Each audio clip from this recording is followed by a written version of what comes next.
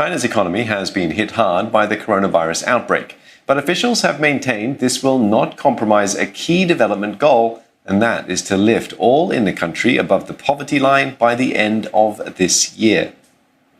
Olivia Xiong with more.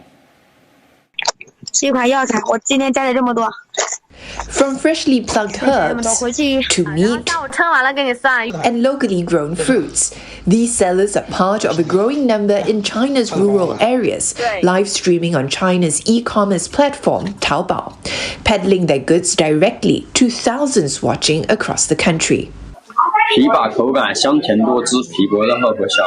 Getting those in China's remote areas on e-commerce platforms has been one of the strategies used by authorities to eradicate poverty in the country by the end of this year. Other measures include stepping up aid, developing rural industries and tourism, and relocating those living in remote areas. In the last 7 years, China says over 93 million have been lifted above the poverty line, set at an income of 2,300 yuan, or about $320 per year.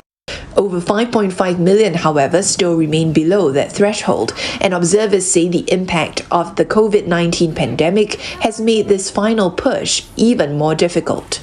Global economic pressure due to the pandemic will also place a lot of pressure on China's economic recovery, as well as China's small and medium enterprises. The government will have less money to move around, and limited growth will affect rural development as well, especially in terms of the disruption of logistics between urban and rural areas, the decline in migrant worker income, as well as the delay in the start of the planting season that will affect agro-businesses.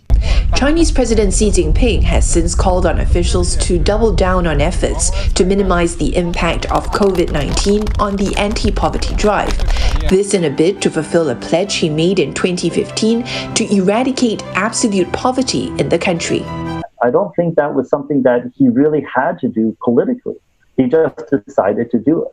But once he made that commitment, the entire apparatus had to make sure that that would happen.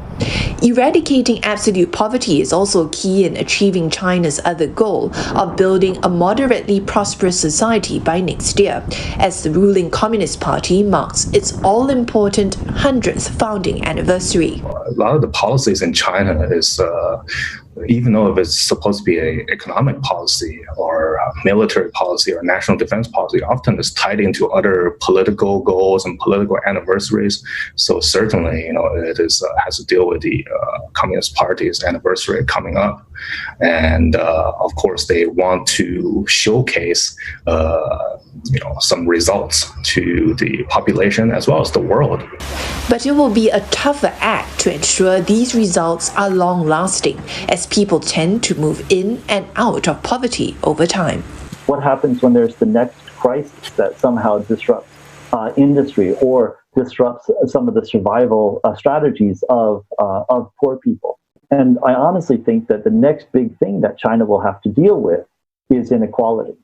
And so how they tackle the gap, not just between urban and rural, but within the haves and the have-nots within China. President Xi has said that while he's confident of largely achieving the goal of poverty eradication this year, what concerns him more is whether the situation can be stabilized after this year, or whether there's a long-term mechanism. And China's delayed parliamentary sessions, due to open later this week, may offer more clues on that. Olivia Xiong, CNA.